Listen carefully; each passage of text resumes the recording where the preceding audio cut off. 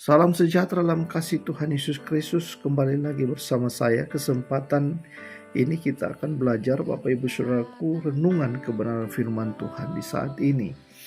Di dalam Markus pasal yang ke-10 ayat yang ke-21 dan 22 firman Tuhan, tetapi Yesus memandang dia dan menaruh kasih kepadanya, lalu berkata kepadanya, hanya satu lagi kekuranganmu. Pergilah, jualah apa yang kau miliki dan berikanlah itu kepada orang-orang miskin, maka engkau akan beroleh harta di surga. Kemudian datanglah kemari dan ikutlah aku. Mendengar perkataan itu, ia menjadi kecewa, lalu pergi dengan sedih sebab banyak hartanya. Bapak Ibu Saudaraku yang dikasihi oleh Tuhan Yesus Kristus, dalam percakapan seorang kaya dengan Tuhan Yesus, seorang kaya mempertanyakan apa yang dia harus lakukan supaya dia memperoleh kerajaan surga. Maka saudaraku, Tuhan Yesus tentu berkata atau melemparkan sebuah pernyataan kembali. Apakah engkau mengetahui segala perintah Allah?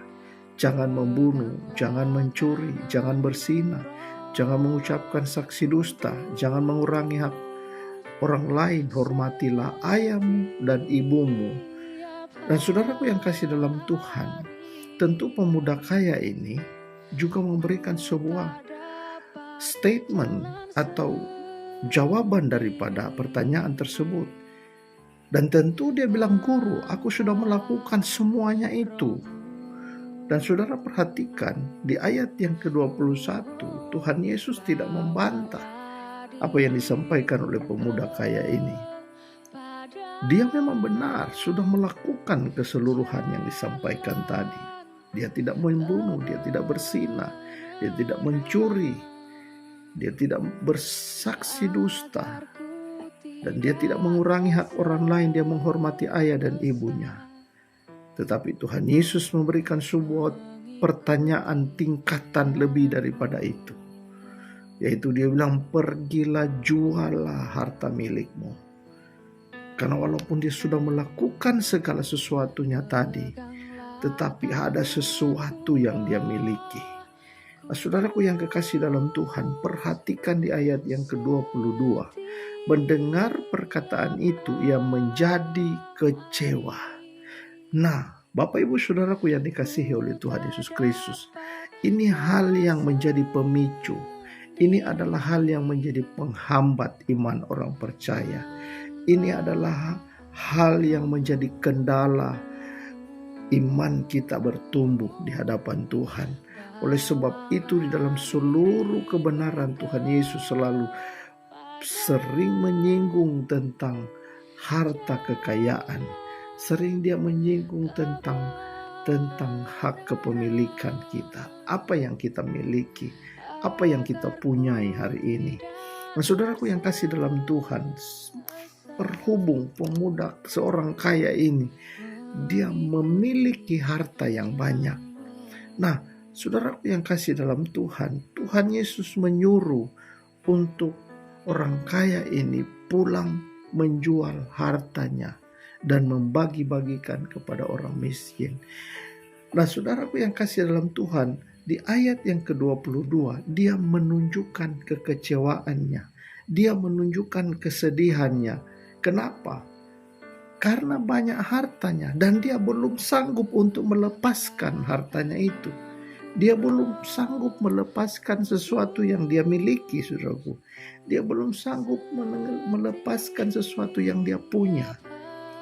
Sehingga saudaraku, kita sadar atau tidak, hari-hari ini apa yang kita punya, apa yang kita genggam di dalam dunia ini, apa yang kita peluk, apa yang kita sayangi, apa yang kita kasihi dalam dunia ini, Tuhan ingin untuk kita melepaskannya.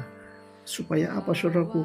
Supaya kita dapat mencintai Tuhan dengan sepenuh hati. Kita dapat mengasihi Tuhan dengan segenap jiwa kita. Kenapa? Karena kecenderungan, saudaraku, orang memiliki harta kekayaan yang banyak. Orang kecenderungan memiliki sesuatu, dia sulit menjadikan Tuhan prioritas dalam kehidupannya. Dan kecenderungan segala sesuatu yang dia punya itu menjadi berhala, itu menjadi Tuhan, itu menjadi hal yang utama dalam kehidupannya.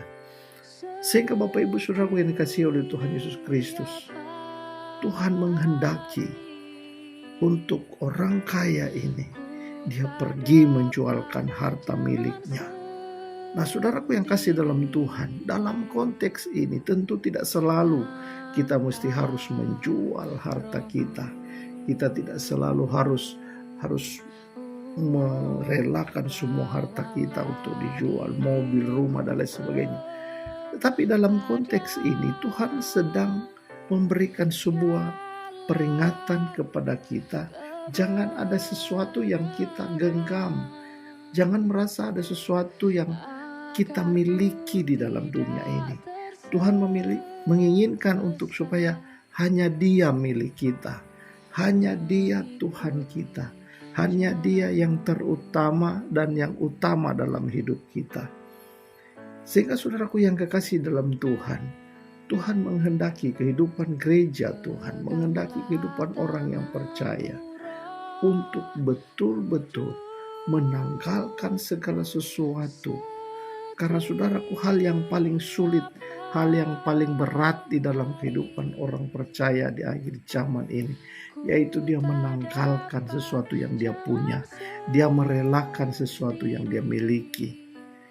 Sehingga saudaraku yang kekasih dalam Tuhan, bicara tentang soal korban, soal persembahan, soal penyembahan, itu sesuatu yang kita lepaskan, sesuatu yang kita berikan kepada Tuhan, itu sesuatu yang kita korbankan kepada Tuhan.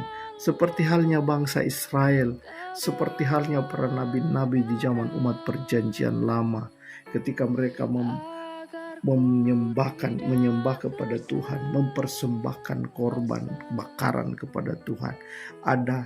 Ada lembu yang harus dikorbankan. Ada sesuatu yang mereka harus relakan untuk dibakar. Di zaman umat perjanjian baru, persembahan kita apa hari ini? Tuhan menyuruh untuk kita mempersembahkan tubuh, jiwa, roh kita kepada Tuhan. Apa yang sudah kita relakan untuk jadi persembahan yang harum di hadapan Tuhan? Apakah kita masih memiliki seteru sampai hari ini? Atau apakah kita masih memiliki dendam sampai hari ini? Apakah kita tidak mau merelakannya sehingga ini menjadi sebuah dupa yang harum bagi Tuhan? Karena segala sesuatu yang kita lepaskan, kita relakan, kita ampuni, kita kasihi, itu semua adalah pengorbanan dari hidup kita. Dan itulah yang berbau harum di hadapan Tuhan. Itulah yang menjadi pujian, itulah yang menjadi penyembahan kita di hadapan Tuhan.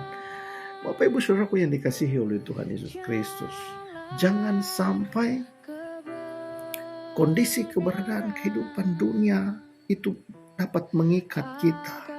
Keinginan-keinginan dunia ini mengikat kita. Sehingga hati pikiran kita ini sudah tertambat di dalam kehidupan dunia yang akan lenyap dengan segala keinginannya ini. Sehingga saudaraku, kita sudah melupakan janji firman Tuhan bahwa ada surga yang kekal yang Tuhan janjikan. Ada Yerusalem baru, ada langit baru yang Tuhan janjikan buat kita. Sehingga Bapak Ibu Saudaraku, dalam Yohanes pasal yang ke-14 ayat yang pertama sampai ayat yang ketiga, janganlah gelisah hatimu, percayalah kepada Allah, percayalah juga kepadaku. Di rumah Bapakku banyak tempat tinggal. Jika tidak demikian, tentu aku mengatakannya kepadamu, sebab aku pergi ke situ untuk menyediakan tempat bagimu. Haleluya. Luar biasa saudaraku. Tuhan berkata, di rumah Bapakku banyak tempat tinggal. Di sana ada tempat tinggal. Tuhan sudah menyediakan tempat tinggal yang banyak buat kita Bapak Ibu. Tetapi banyak di antara orang percaya hari-hari ini tidak memahami tentang hal ini. Bahkan ada orang yang pemahaman tentang ini sudah ditutupi dengan segala sesuatu yang ada di dunia ini. Sehingga seolah-olah dunia ini adalah rumah abadinya. Padahal Tuhan sudah memperingatkan bahwa ada tempat Bapa, ada banyak tempat tinggal di sana. Dan perhatikan saudaraku, dia akan pergi ke sana. Dia akan menyediakan tempat bagi kita. Setelah itu dia akan kembali, akan menjemput kita sekalian. Mari lepaskan segala sesuatu yang mengikat kita. Mari tanggalkan segala sesuatu yang bersifat mengikat kita. Segala kepemilikan yang kita punya. Seperti halnya orang kaya, pemuda kaya yang merasa memiliki harta kekayaan, yang menjadi kecewa ketika Tuhan suruh untuk menjualkan, menanggalkan semuanya. Saya percaya kita sekalian adalah orang-orang yang mau menanggalkan seluruh apa yang kita miliki. Karena ketika kita bertemu dengan Tuhan nanti, di kekekalan semua apa yang ada dalam dunia ini, semua apa yang kita miliki itu tidak ada artinya apa-apa. Ini kebenaran firman Tuhan, kiranya kita sekalian diberkati oleh Tuhan. Saya percaya Roh Kudus pasti akan menolong kita semua, saudaraku. Dan Yesus memberkati firman-Nya. Haleluya. Amin.